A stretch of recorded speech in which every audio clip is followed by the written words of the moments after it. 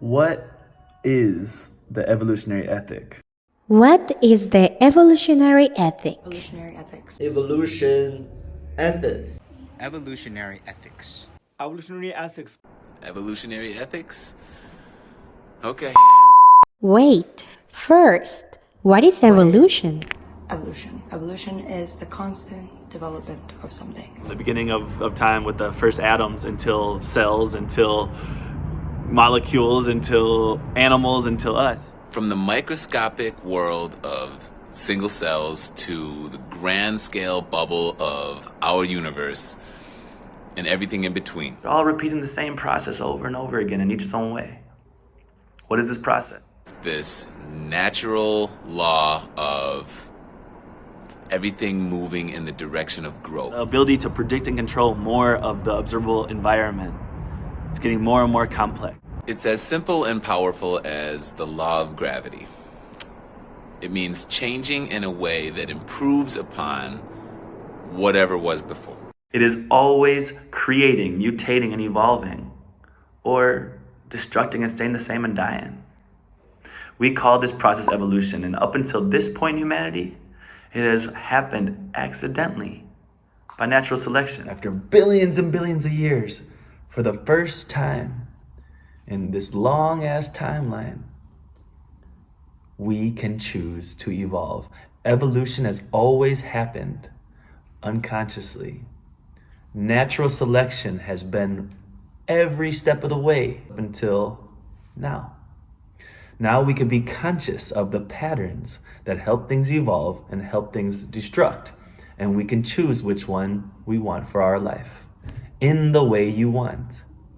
Okay. Wait a minute. How does evolution connect with ethics? It's time to create a standard. It's not a set standard. It's an always changing standard. It always changes with the times, but to treat others fairly and to help others benefit and to help others grow. What is ethics? Ethics is a set of guidelines or rules that a person lives by. An ethic is nothing more than what you agree is good or bad. The things that kind of guide your behavior. And how we learn what is good and what is bad and what is good becomes our ethics, the principles that guide our behavior. Because we all want to receive the positive feedback. We all want to be patted, not hit. But at some point, you have to realize you are old enough to make your own choices. So you have to decide. You can't blame it on your ancestors or your parents, like, oh, my parents said this. Because somebody else's parents might have said something completely different. It also has to do with the culture, so you have to keep that in mind as well, especially when it comes to dealing with different people and different ethics, because the way they were brought up might be completely different from the way you were brought up, with what's right, what's wrong, what's in between. So you have to also be open-minded with it and make your own choice of how you want to take the ethics and change it to, how can we say, suit you in your goals to reach, but also keep in mind the people around you. If you want to keep a balance between, you can say, the good and the bad, the wrong, the right, and then also actually that in between, which you are sometimes not sure about. It really does depend on person to person, what they feel their main ethics would be like and where they want to go in life with their choices. So that's how we learn what's good or bad. Now the question is, what happens when we learn behaviors that are good, that go against our or others' evolution? Then what we see as good is actually bad, and it's hurting ourselves or our world. What is evolutionary ethics? Evolutionary ethics is ethics that in different states of your life that you can constantly update. Whatever you thought before might not be serving you anymore for your better good, so you can constantly update. Our goal at This Is Your Life is to de-domesticate. First, let go of all the agreements that we have ever made that go against our personal or our world's evolution. Let them go, and then commit to new ethics, new agreements that will help us and each other to evolve in each our own way that allow us to coexist and co-create. The evolutionary ethic. Maximize creativity for all without decreasing for none. No matter what you say or do your best to maximize creativity. The ability to take an idea and make it real in the real world. Do your best to maximize creativity, evolution, and life for all and all you do, without lowering that ability for anything or anybody.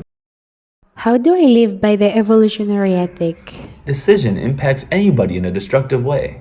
Even if 9 out of 10 people are creatively impacted by it, but there's one person who's not, or there's one animal or one species who's destructed by what you're doing, find a creative way to create for all. Create a way to have it be healthy and life increasing for all.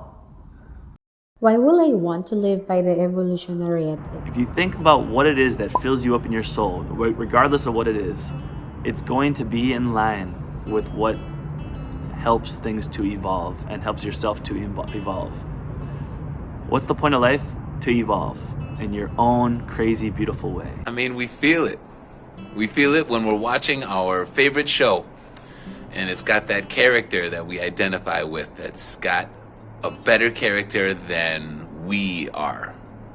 We feel it in the song. It gets to that part in the song where it's got those lyrics that just fill your soul because they're explaining all of us.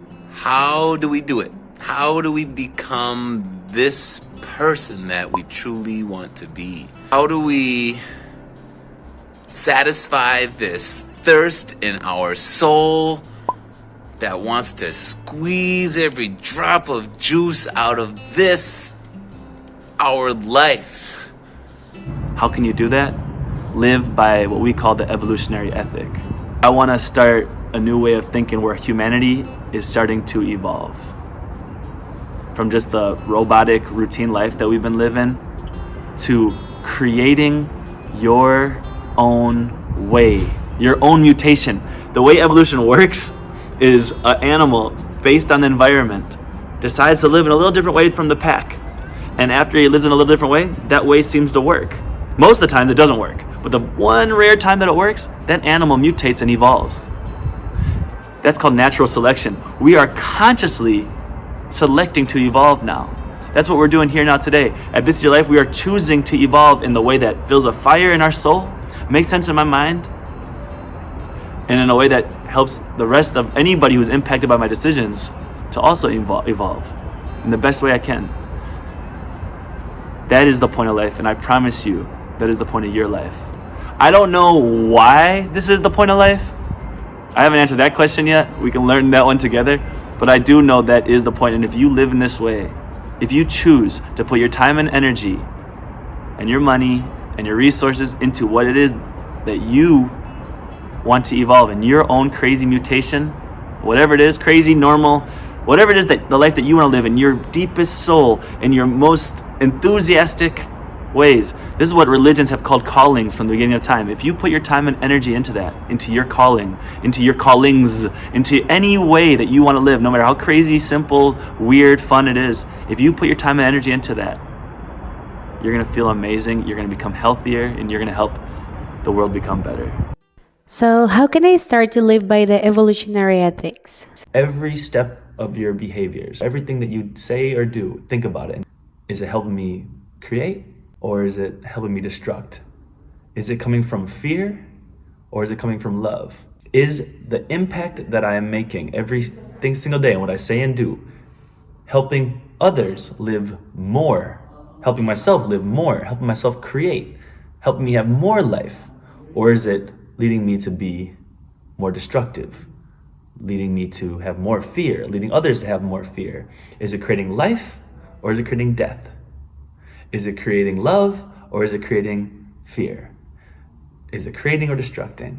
Every single thing you say, every single thing you do, every single thing you think. Always go back to the ethics and see if they're serving you for your better good to evolve in the place and the time you are in now. Now, there's going to be a lot of ideas and a lot of things you say and a lot of things you do every day, and they might be very different every day.